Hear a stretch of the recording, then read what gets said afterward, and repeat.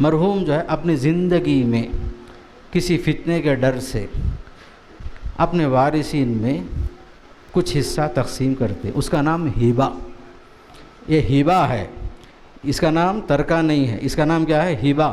ہبہ جو ہے میں اپنے مال کا مالک ہوں، اپنے بیوی کے لیے کچھ حصہ لکھ دیا، بیٹوں کے لیے کچھ لکھ دیا، بیٹیوں کے لیے کچھ لکھ دیا، یہ میرے لیے جائز ہے۔ اس میں دو طریقے ہیں ہبہ میں۔ ایک طریقہ یہ ہے بیٹے اور بیٹیوں میں برابر برابر بانٹ دیا، لڑکوں کو بھی برابر دیا، لڑکیوں کو بھی برابر دیا، ایک طریقہ ہے۔ دوسرا طریقہ ترکے کے انداز میں بیٹیوں کو سنگل دیا، بیٹوں کو ڈبل دیا، یہ بھی جائز ہے، باپ اپنے ثوابدید کے حساب سے، حالات کے اعتبار سے۔ مثال کے طور پر زید کا انتقال ہونے سے پہلے دیکھا 4 بچے ہیں، 5واں بیٹا معذور ہے، اب جو ہے اسے فکر لاحق ہوئی میری وفات کے بعد اس معذور بچے کو کوئی نہیں دیکھے گا، اس لیے باپ سوچتا ہے کہ اس معذور بچے کے لیے کچھ زیادہ حصہ لے کر رکھ دوں تاکہ جو ہے یہ مال کم سے کم وارثین میں سے کسی کو آخری تک وہ معذور کو دیکھنے کے لیے ترغیب کے طور پر ہو، یہ بھی جائز ہے باپ کے لیے۔ باپ اپنے ثوابدید کے مطابق کسی معذور بچہ، بیمار بچہ، اپاہج، لنگڑے لولے، ایسے ہزار ہوتے ہیں، تو باپ اپنے سوچ کے حساب سے اپنی زندگی میں ہی تقسیم کرنا چاہ رہا ہے، تو اس کے لیے ایک اصول یہ ہے کہ ہبہ کرے۔ ہبہ کا مطلب ہوتا ہے کسی کو ڈونیٹ کرنا، باپ بیٹے کے درمیان، بیٹا باپ کے درمیان، شوہر بیوی کے درمیان ڈونیٹ کر سکتے، کسی کو بھی کر سکتے، لیکن حالات کا جائزہ صحیح دیکھ کر کے وہ انصاف کے ساتھ ہو، کبھی جو ہے کمی بیشی حالات کے اعتبار سے ہے، وہ بھی جائز ہے۔ جی ایک منٹ، جی ہبہ نہیں، ہبہ میں کوئی کنڈیشن نہیں ہے، ہبہ میں صرف یہ ہے رجسٹریشن، آپ ہبہ کرنے کے ساتھ رجسٹریشن کر دیں کہ ہبہ میں اہم شرط کیا ہے؟ قبضہ ہو جائے۔ میں صرف زبانی بول رہا ہوں، میں آپ کو یہ ڈسٹر دے رہا ہوں بولتا رہا، لیکن اس کو میں باقاعدہ قانونی کارروائی کے حساب سے رجسٹر نہیں کیا، میں یہ گھر دینا چاہتا ہوں، یہ زبانی بات کا کوئی اعتبار نہیں، باقاعدہ اس پر لکھا پٹی ہو، یا کم سے کم ڈاکومنٹس میں جو بانڈ پیپر ہیں اس میں لکھ کر دے دے تحریراً میں نے فلاں کو دیا، باقاعدہ اس پر یہ 2 صاحب گواہ ہیں۔ رجسٹریشن چاہے قانونی اعتبار سے ہو یا بانڈ پیپر میں ہو، اس پر 2 گواہ ہوں، اس کا اعتبار ہو جاتا ہے۔ وہی اسی کا نام ہبہ ہی کا نام تحفہ ہی کا نام ہبہ، عطیہ، سب نام ہے اس کا۔ جی ہاں، اس کو ہاں، وہ کیوں ایسا کرتے ہیں بولے تو رجسٹریشن کا خرچہ بھی کم آتا ہے۔ بعض مرتبہ جو ہے شوہر اپنی بیوی کے لیے، بیوی اپنے شوہر کے لیے پراپرٹی ٹرانسفر کرتے ہیں تو ہبہ کے نام سے کرتے، حالانکہ بعض مرتبہ داماد جو ہے پورے پیسے دے کر سسر کا گھر خریدتا ہے، لیکن سسر لکھتا ہے بیٹی کے لیے میں نے ڈونیٹ کر دیا۔ کیوں؟ اصل میں مقصد کیا ہے؟ وہ خرچہ بچانا ہوتا ہے۔ ٹیکس بچانے کے لیے وہ نیت نہیں ہونا، انما الاعمال بالنیات، آپ اپنے نیت میں سچے ہیں، کسی کو ڈونیٹ کرنا چاہ رہے ہیں الحمدللہ، محض جو ہے ٹیکس سے بچنا ہے، فلاں سے بچنا ہے، یہ مقصد نہیں ہونا۔ ٹیکس کیا ہے؟ آپ ایک ہندوستان کے معزز شہری ہیں، آپ کا اس ملک میں پورا حق ہے، آپ کو جو ہے حکومت آپ کو مکمل تحفظ دے رہی ہے، آپ کے جان کی، مال کی، آپ کے لیے مکمل سہولتیں دے رہی ہیں، اس لیے آپ ٹیکس دے رہے ہیں۔ اس ٹیکس کے لیے باقاعدہ سود کے پیسے دے سکتے کیا؟ بعض حضرات یہ بھی سوال کرتے ہیں، نہیں، سود کا پیسہ کوئی کہ آپ خود سے استعمال کر رہے ہیں، آپ وہ پیسہ جو آپ کے ذات پر استعمال ہو رہا ہے جائز نہیں ہے۔ جی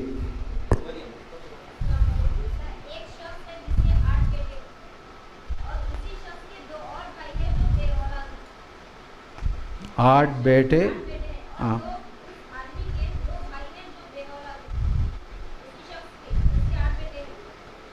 8 بیٹے، ٹھیک، نہیں ایک منٹ،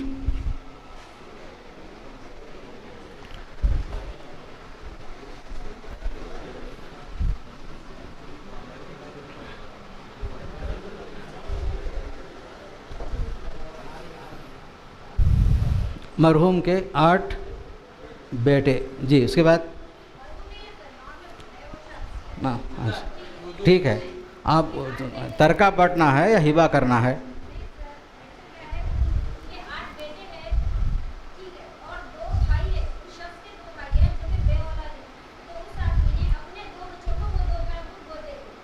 وہ جو لے پالک بول رہے ہیں آپ، لے پالک کے لیے کوئی وراثت میں حق نہیں ہے. یہاں بیٹا جب آ گیا قریب کا رشتہ، وہ دور کے رشتے سے محروم ہو گئے. بیٹوں کے ہوتے ہوئے لے پالک چاہے بھائی کی اولاد ہی کیوں نہ ہو، بھتیجے ہوئے بولو نا، بھتیجے ہی مرحوم کے نہیں، جس کے لیے ان کے لیے کوئی حق نہیں ہے. اگر دے رہے ہوں تو وہ ہبہ کر رہے ہیں، ہبہ کرنا چاہتے ہیں، نیت اچھی ہے. مثال طور پر جو میرے بھتیجے ہیں بالکل کمزور ہیں، ضعیف ہیں، بیمار ہیں، اپاہج ہیں، یا حیثیت بالکل کمزور ہے، ایسی صورت میں آپ دینا چاہتے ہیں، ہبہ کرنا چاہتے ہیں، حق ہے، بھتیجوں کو دینے کر سکتے ہیں. لیکن یہ نیت نہیں ہونا میرے بیٹے محروم ہو جائیں، اس لیے کہ میرے بیٹے میرے وفادار نہیں ہیں. بعض مرتبہ ہبہ کرنے کا مقصد یہ بھی ہوتا ہے کسی کو محروم کر دینا، یہ چیز نہیں ہونا. ہبہ جو ہے آپ کسی کو بھی کر سکتے. مثال طور پر آپ کی جائیداد ہے، میرا آپ سے کوئی رشتہ نہیں، صرف اسلامی رشتہ ہے جو سب سے مضبوط رشتہ ہے. آپ چاہیں تو اپنی پوری جائیداد میرے نام سے کر سکتے. وصیت کے لیے شرط کیا ہے؟ آپ کے وارثین میں سے نہ ہوں، اور وہ بھی 1/3. میں بتایا نا آپ کو، ہبہ کے لیے کنڈیشن نہیں ہے، 1/3 کی کنڈیشن نہیں ہے. وصیت میں یہ کنڈیشن ہے 1/3 ہو، 1/3 کے اندر وصیت کر سکتے. ہبہ میں ماشاءاللہ آپ صاحب جو حیثیت ہیں، کروڑوں کے روپے آپ کے پاس ہیں، کوئی فرق نہیں پڑا. آپ جو کسی کو بھی دے دیے، پڑوسی کو دے دیے، آپ ہبہ کر دیے، پڑوس کے بچے کو آپ جو لکھ دیے، یہ جائز ہے. وصیت میں وہ دو چیزیں دیکھنی پڑتی، وارث نہ ہو اور دوسرا جو ہے وہ ہو. یہ ہبہ وارث کو بھی کر سکتے، یہ ہبہ جو ہے وارث کو بھی کر سکتے. ہاں،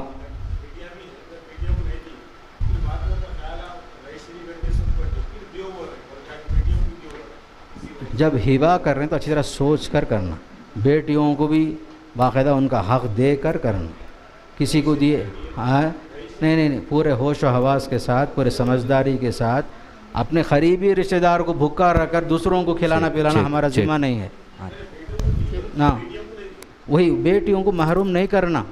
ہاں، حدیث میں آتا ہے اعدلوا بین اولادکم، اپنے بچوں کے درمیان انصاف کرو. حضرت نعمان بن بشیر کی حدیث ہے. حضرت نعمان کہتے ہیں میرے والد بشیر جو ہے مجھے ایک غلام ہبہ میں دے دیے. اب میری والدہ نے کہا میں اس ہبہ پر راضی نہیں ہوں جب تک کہ آپ اللہ کے رسول کو گواہ بناؤ. حضرت نعمان بھی بشیر بھی چلے اللہ کے رسول کے پاس.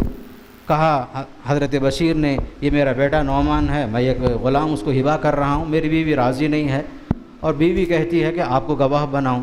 اللہ کے رسول نے پوچھا کیا تمہارے اور بھی اولاد ہیں کیا؟ پوچھا. ہاں ہیں اللہ کے رسول. تب آپ نے فرمایا لا اشہد علی جور، میں ظلم پر گواہ نہیں بنوں گا. یہ ظلم ہوا، ایک کو دیے، ایک کو محروم کیے، بیٹے کو دیا، بیٹیوں کو محروم کر دیا. بعض لوگ کیا سمجھتے ہیں بیٹیوں کو ہم شادی میں بہت خرچہ کریں نا، یہ ایک اہم پوائنٹ ہے، یاد رکھو. بعض بھائی لوگ کیا سمجھتے ہیں ہمارے بابا اپنی زندگی میں بیٹیوں کو لاکھوں روپے خرچہ کر کے شادیاں سب کرے، ہم نے کیا بھی دیے نہیں. یا بعض بھائیوں کو اچھا پڑھائے مجھے نہیں پڑھائے. یہ سب حالات کے اوپر باپ جو ہے دیکھتا ہے. اور یہ شادیوں کا جو رواج ہے غیر اسلامی رواج ہے، مجبور ہیں ہم بیٹیوں کو زیوران دینا، فلان دینا، سب باپ مجبور تھا. لیکن اس کی وجہ سے بیٹیوں کو وراثت سے محروم نہیں کر سکتے. یہ ذمہ تھا باپ کا کسی نہ کسی شکل میں بیٹیوں کو ان کے حق زواج میں معاملہ ان کا ختم کرنا، ان کو نکاح کرانا. خرچے ہوئے لیکن اس کی وجہ سے آپ یہ نہیں بول سکتے ان کی شادیوں میں لاکھوں روپے خرچ ہوئے نا، وراثت میں کیوں دینا ان کو. یہ جو ہے ہندوؤں کا طریقہ ہے. ہندوؤں کے پاس وراثت کے نام سے کوئی چیز نہیں ہے. جو بھی ہے لڑکی کو شادی کے وقت میں ہی سب دے دینا، داماد کو، بیٹی کو، جو کچھ دینا ہے سب دینا. اس کے مرنے کے بعد بیٹیوں کا کوئی حق نہیں ہوتا. جی جی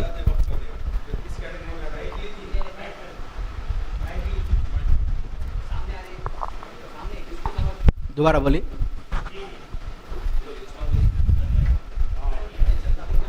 وقف کا تصور تھا پہلے، جائیداد میں وقف کرتے تھے لوگ، تو وہ کس کیٹیگری میں آتا ہے؟ وقف جو ہے اولاد کے لیے وقف نہیں کرتے تھے، وہ عام طور پر وقف کی شکل کیا ہوتی؟ مسجدوں کے لیے، قبرستان کے لیے، مدرسوں کے لیے وقف ہوتا تھا، وہ جو ہے وصیت کے باب میں جائز ہے۔ آپ وقف کرتے ہوئے بھی یہ دیکھیں کہیں ہمارے بچے محروم نہ ہو جائیں۔ حدیث میں اللہ کے نبی صلی اللہ علیہ وسلم کہاں تک بولے دیکھیے، آپ نے فرمایا انتظر ورثتک اغنیاء خیر من ان یتکفف الناس، تم اپنے بچوں کو خوشحال بنا کے چھوڑ کے جاؤ، کہیں ایسا نہ ہو آپ خوب وقف کر دیے، ہبا کر دیے، فلاں کر دیے، تمہارے بعد تمہارے بچے پلیٹ فارم پر آ گئے، دے اللہ، دلا اللہ، دینے کا راستہ دکھا اللہ بول کر، یہ طریقہ نہیں ہونا۔ دیکھیے کتنی اہم بات ہے، باپ صاحب حاتم تائی بیٹے سب پلیٹ فارم کو آ گئے، یہ آپ نے منع کر دیا۔ جیسے ایک صحابی بیمار تھے، بولے یا رسول اللہ میرے صرف بیٹیاں ہیں، بیٹے تو نہیں ہیں، میں پورا مال اللہ کے راستے میں صدقہ کرنا چاہتا ہوں۔ آپ نے فرمایا اجازت نہیں ہے۔ کہا یا رسول اللہ آدھا مال دے دیتا ہوں، بولے نہیں نہیں نہیں نہیں۔ پھر فرمایا یا رسول اللہ 1/3 1/3 جو ہے میں صدقہ کر دیتا ہوں اللہ کے راستے میں۔ اب نے بولا ٹھیک ہے، الثلث والثلث کثیر، 1/3 کی اجازت ہے، 1/3 حصے سے بڑھ کر آپ صدقہ خیرات مت کرو کہ تمہارے بچے تمہارے بعد محتاج ہو جائیں، یہاں تک آپ نے فرمایا۔ یہ چیز بہت اہم ہے کہ آپ جوش میں آ گئے، مرنے کے قریب عام طور پر لوگوں کے دلوں میں اللہ کا ڈر آ جاتا، میں زندگی میں کیا بھی نہیں کرا، چلو یہ مال فلاں کو دے دو، فلاں کو دے دو، فلاں کو دے دو۔ نہیں، ایسے ٹائم پر وہ جو صدقہ ہوتا ہے وفات کے قریب میں، جبکہ ڈاکٹر ٹائم دے دیا، ڈائلسس پیشنٹ ہے، ہارٹ اٹیک 3 بار ہو گیا ہے، اب مرنا بالکل یقینی ہے، کچھ لوگ موت کے ڈر سے کیا کرتے ہیں، فلاں صاحب کو دو، فلاں صاحب کو دو۔ آپ نے فرمایا یہ تمہارا صدقہ قبول نہیں ہوتا۔ تصدق وانت صحیح شحیح، تمہارا صدقہ کب قبول ہوگا؟ آپ صحت مند بھی ہیں، مال کی محبت بھی ہے آپ کے دل میں، جبکہ آپ ایسے وقت میں مال جو ہے خرچ کرنا چاہتے ہیں، آپ مال سے بے نیاز ہو گئے، آپ چند دنوں کے مہمان ہیں، جبکہ یہاں اولاد جو ہے تمہارے ابھی بچے ہیں، شادیاں ہونا ہے، بچوں کی تعلیم ہے۔ آپ نے فرمایا وہ صدقہ قبول نہیں جو مرنے کے ٹائم میں آدمی بولتا ہے فلاں کو دو، فلاں کو دو، جبکہ وہ مال دوسروں کا ہو گیا۔ دیکھیے کہاں تک اللہ رسول فرمائے کہ جو مال وارثوں کو پہنچنا ہے اس میں آپ ڈنڈی مار رہے ہیں، آخری ٹائم میں آپ کو اللہ یاد آیا، صدقہ کرو، خیرات کرو، میرے نام سے مسجد بناؤ، یہاں بچے کس حال میں ہوں گے؟ فرمایا کہ نہیں، صدقہ اس وقت کرو جب آپ صحت مند ہیں، چلتے پھرتے اچھی طرح ہیں، مال کی محبت بھی ہے، خواہش بھی ہے، وہ ٹائم میں تمہارا صدقہ قبول ہوگا۔ یہاں تک بات آئی جی۔ اور کوئی سوال؟ مائک دو گے ان کو، ذرا مائک دو۔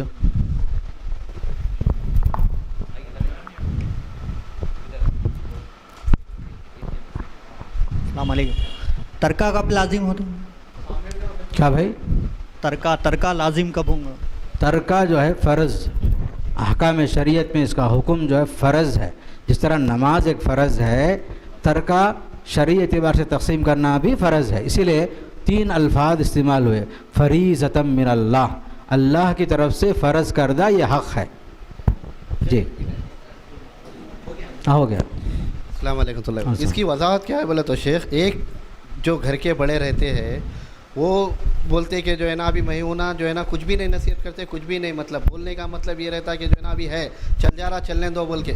پھر وہ جو ہے نا انہوں گزر جانے کے بعد جیسا کہ ایک زید کوئی بڑے بیٹا رہتا ان کا بولتا کہ جو ہے نا میں گھر چلا رہا ہوں نا، میرے پر ہے ذمہ داری، ابھی ترکے کا لیے کئی کے لیے جو ہے نا دیکھیں گے بات کی بات، پھر والدہ ہے، والدہ بولتی میں بھی ہوں نا بول کے جو ہے نا یہ چیز کو جو ہے نا ترکہ ہو رہا ہی نہیں، جو ہے نا وصیت کوئی مطلب اس کا جو ہے نا کوئی حصے بانٹے ہی نہیں جا رہے، مطلب کوئی ترکے کا نام ہی نہیں لے رہے۔ آپ جو فرما رہے ہمارے معاشرے کی خرابیوں میں سے ایک بڑی خرابی، اسی لیے میں آپ کو بتایا شروع میں، چاہے میرا انتقال ہو چاہے آپ کا انتقال ہو، سب کا یہ فرض ہے پہلے سے بول دینا، ہمارے مال کی تقسیم میں تاخیر نہ ہو۔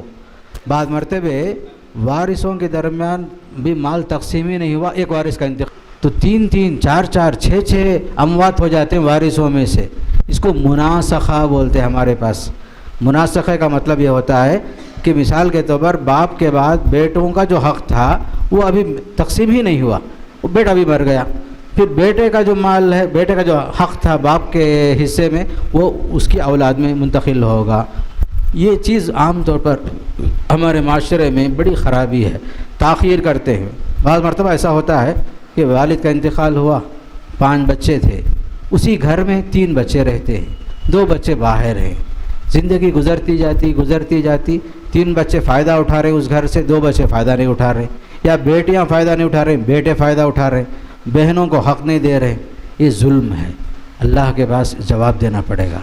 اس لیے چاہے چیز چھوٹی ہو یا بڑی ہو فوراً تقسیم ہو جائے، آپس میں رضامندی کے ساتھ ہو جائے، یہ چیز تاخیر نہیں کرنا، تاخیر سے رشتے خراب ہو جاتے۔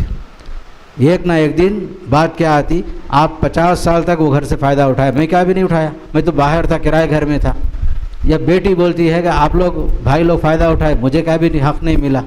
تو یہ اس کی وجہ سے تعلقات میں بگاڑ ہوتا، رشتے ٹوٹ جاتے، مار دھاڑ کی نوبت آتی، یہاں تک کہ رشتے بکھر جاتے، ایسا ہوتا ہے بہت کچھ۔ یہ خرابی ہے ہمارے معاشرے میں، خاص کر اس موضوع پر عام طور پر جمعے کے خطبے میں بھی یہ بات آنا کہ وراثت کی تقسیم میں جلدی کرو، تاخیر نہ کرو۔ جی السلام علیکم۔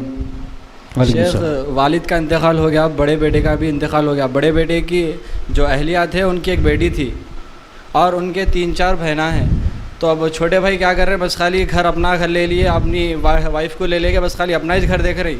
جو بڑے بھائی کی جو بیٹی تھی نا ان کو کچھ بھی نہیں دے رہے، بول رہے ہیں بس خالی بعد میں دیتے بلکہ خالی پھرا رہے، تو ان کے لیے کیا ہے کام ہے شیخ؟ یہ سب ظلم ہے، ظلم اور زیادتی مال کے معاملے میں اللہ کے پاس جواب تو دینا پھر پڑے ان گا۔ کبھی بھی آئے تو کچھ دیکھیے اس کے لیے آسان صورت کیا ہے، آپ جو ہے اپنے حیدرآباد کے اندر دارالقضاء ہے، عدالتیں ہیں، اسلامی عدالت کے نام سے کچھ عدالتیں بھی ہیں، وہاں رجوع کریں گے، وہ لوگ فریقین کو بلا کر بٹھائیں گے، مسئلہ حل ہوگا۔ یہ ہمارے سے حل نہیں ہوگا، یہ جو ہے فریقین کو جمع کرنا بٹھانا دارالقضاء کا کام ہے، یا جماعت کے لوگ ہیں ماشاءاللہ مسئلے حل کرتے ہیں لوگوں کو، باقاعدہ فریقین کو بلائیں گے، بٹھائیں گے، بات کریں گے، حق دلائیں گے، تاخیر نہیں کرنا۔ جی بچی کو کتنا حق ملتا ہے شیخ؟ جو بچی کو جو حق ملنا ہے کتنا ملتا؟ جو حق ملنا ہے وہ کتنا ملتا بچی کو؟ وہ تفصیلات ہیں، مرحوم کی وفات کے بعد کون کون زندہ تھے وہ سب دیکھنا پڑے گا، کون کون زندہ تھے۔ اب مثال کے طور پر بولو، جس کا انتقال ہوا اس کے وفات کے وقت میں کون کون زندہ تھے، مثال کے طور پر عمر کا انتقال ہوا، اس کے انتقال کے وقت پر کون کون جو ہے زندہ ہیں، اب بولو بھائی کہیں ہوں، ادھر آؤ۔ عمر کے انتقال کے وقت میں کون کون زندہ ہیں؟ اب وہی عمر والد ہیں، وہ بولو جی۔ نہیں ان کے انتقال میں جو لوگ زندہ تھے ان کا نام بولو۔ چھوٹے بیٹے کا نام بکر، یہاں ایک بکر، خیر ایک بیٹے تھے، اور بیٹیاں بہنیں کتنے تھے؟ بکر اور جاوید، 6 بہنیں، اور مرحوم کی بیوی تھی، نہیں ترتیب سے چلو، 2 بیٹے تھے، 6 بیٹیاں تھیں، اور ان کی ماں زندہ تھی، ہاں وہ بولو پہلے، ماں زندہ تھی، اور عمر کے بابا زندہ تھے کیا؟ اچھا اب یہاں تک رکو، ہاں 2 بیٹے، ماں ہے، مسئلہ 1/6،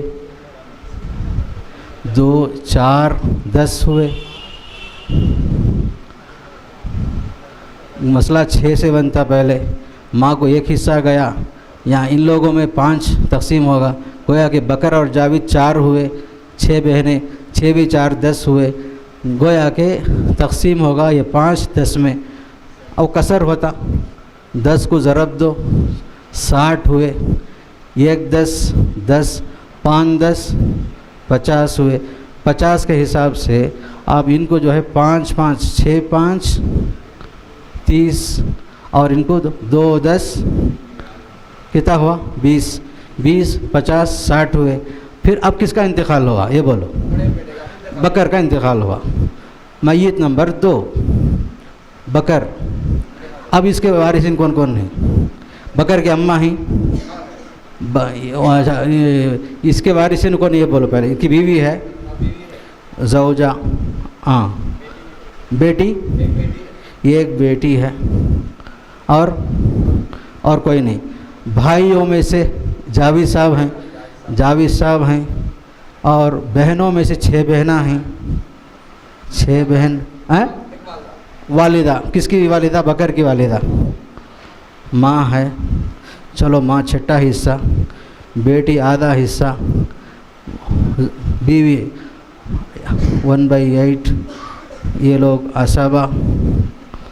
मसला बना 24 से, 3 12 4 भी 12 कितना हुआ? 16 भी 3 19, बाकी बचे 5। लोग कितने हैं यहाँ? जावी देखे 6 बहनें ही, गोया के 8 हुए। 8 हुए। फिर 8 में 5 तकसीम नहीं होता बराबर, इस 8 को 24 से ज़रब दो, कितना हुआ? जल्दी करो भैया, 8 को 24 से ज़रब दो। 8 को 24 से कितना बोल रहे हैं?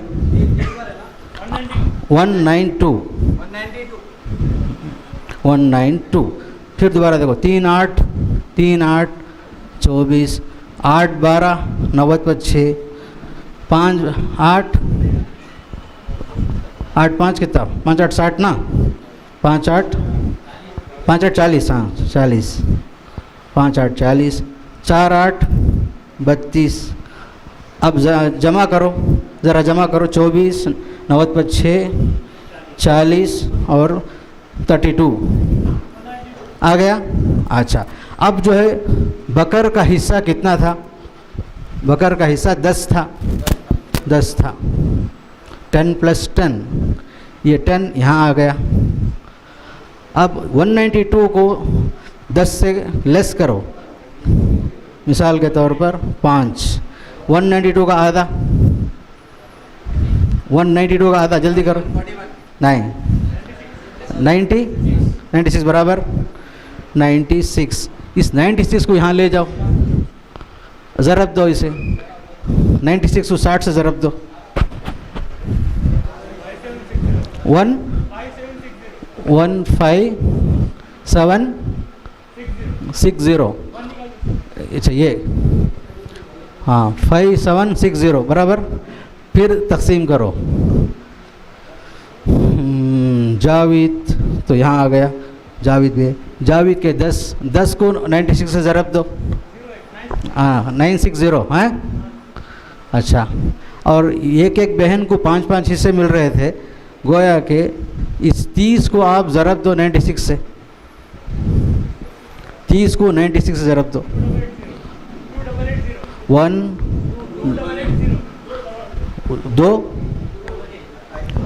2000 ना, 2880। फिर 10 को 960, फिर उसके बाद 24 को 5 से ज़रब दो, 24 100 120। 96 को 5 से ज़रब दो, 480। 40 को 5 से ज़रब दो, 5 4 20, 200। और 32 को 5 से ज़रब दो, 160। अब आप दोबारा जमा करो, 960 2880 960 160 200, उसको सबको जमा करो।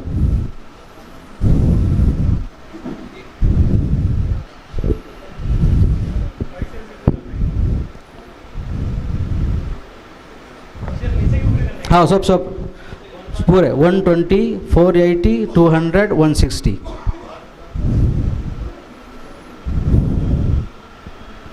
टोटल वो आना है, पूरा टोटल 5760 आना। अब ये से यहाँ से जमा करो, 960 2880 960 फिर 120, ऐसा आ रहा। यही तरीक़ा, समझ गए? ऐसा तकसीम करना, इसको बोलते हैं मुनासखा। देखिए एक गुजारिश ये है, ये जो तरखे की तकसीम के कैलकुलेशन है, मॉडल है। हाँ, हर आदमी के लिए पर्सनल सवाल रहता है। जब भी तकसीम का मामला उलमा कराम से पर्सनली बैठ के चिट्ठी पे कैलकुलेशन करना है। यहाँ आप कैलकुलेशन करेंगे तो जो मिसकंसेप्शन है इस सब्जेक्ट पे वो क्लियर कर लीजिए। भाई बोल रहे नहीं देते, अम्मा बोल रहे नहीं देते, ऐसे सवाल कुछ है तो कर लीजिए। कैलकुलेशन आप पूरा इल्म सीख भी गए, तब नहीं, उलमा से पूछना है। खैर कोई बात नहीं, तरीक़ा है, बस ऐसा ही हिसाब है इसका। और जी माँ की विरासत से से बेटे बेटियों में किस तरह हिस्सा बांटा जाएगा? चाहे मैयत माँ हो चाहे मैयत बाप हो, सबका तरीक़ा यही।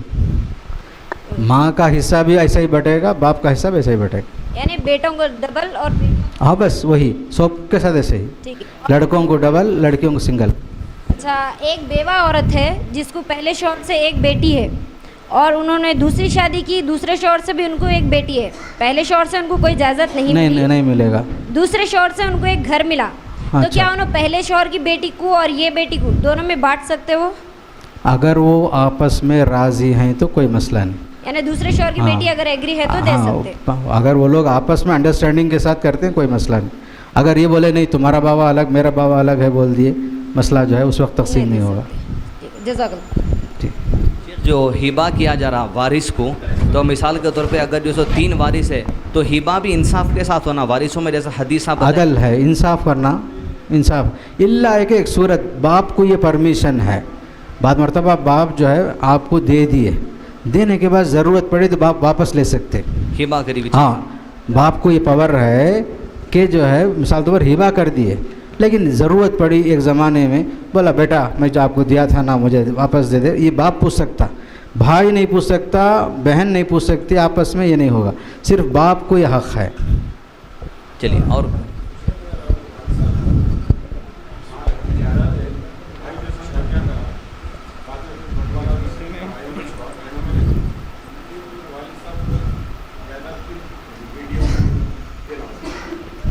कैसा कैसा नज़दीक आ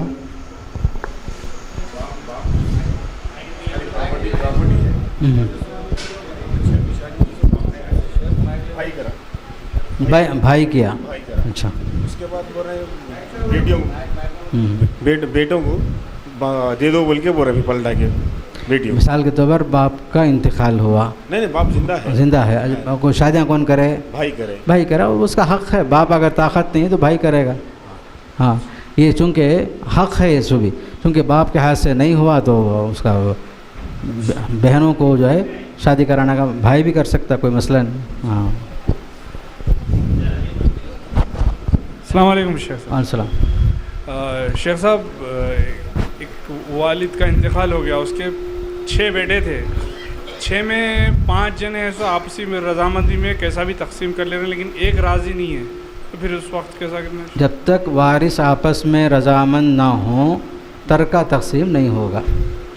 अगर 5 राज़ी हो गए, 6ठा राज़ी नहीं है, तो उसको राज़ी करने के लिए वो जो चाहता है वो दे देना आपस में। तो आपस का मसला है ना भाइयों का, वो लोग मिलकर आपस में तय कर लें। अस्सलाम वालेकुम शेख। अस्सलाम। ये जो आप 6 को ज़र्ब दे रहे हैं और 24 को ज़र्ब दे रहे हैं, 8 को ज़र्ब दे रहे हैं, ये कहाँ से लेके आया? ये उसूल है, ये क़ायदा है, ज़ाबिता है। हम कभी 6 से बना रहे तो बताया मैं आपको, जब 6ठा हिस्सा लेने वाला आ रहा है, साथ में आधा हिस्सा लेने वाला भी आ रहा है, 1/3 लेने वाला भी आ रहा है, तब मसला 6 से हम बनाते। अच्छा। कभी जो है 8 से बना रहे हैं, मतलब क्या है, बीवी आ रही है जो 8वां हिस्सा लेने वाली, दूसरे लोग वारिसिन में से कोई नहीं है जिनका आधा हिस्सा हो या 1/3 हो, तब क्या करते हैं, बीवी का जो 8वां हिस्सा है उसी को मसला बना देते हैं हम। अगर बीवी के साथ औलाद आ गई, साथ में माँ आ गई या कोई शौहर आ गया, तब जो है वो 8 की वजह से मसला 24 हो जाता, जैसे 24 हुआ है। 24 ये 3 चीज़ें हैं, मसला कभी 6 से होगा, कभी 12 से होगा, कभी 24 से, इससे बढ़कर नहीं। इल्ला है कि अगर कोई दूसरा वारिस जिसका हिस्सा मुकर्रर नहीं है शरीयत में, तो जिसका हिस्सा मुकर्रर है उसी को हम मखरज मसला बना देते, मसले को 6, कभी 4, कभी 2, ये अलग अलग तरीक़ा है। अस्सलाम वालेकुम शेख, वालिद साहब का इंतकाल हो गया, जब जिंदा थे इन्ना व इन्ना इलैहि राजिऊन जी, तब वालदा और वालिद साहब के नाम पे 2 रजिस्टर्ड है। कौन कौन है? 2 रजिस्टर्ड प्लॉट है। अच्छा।